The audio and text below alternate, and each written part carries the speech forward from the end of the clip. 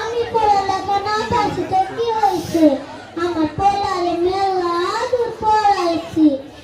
আমার পড়া ডাক্তার, আমার পড়ায় গিয়ে আমি সবাইকে চিনি, আপনারাও চিনবেন। ভাবছিলাম পড়াটা বিয়া দিয়া হোন্ডা নিমু, টিভি নিমু, ফ্রিজ নিমু, মোবাইল নিমু, ঠান্ডা করে মেশিন জানি কই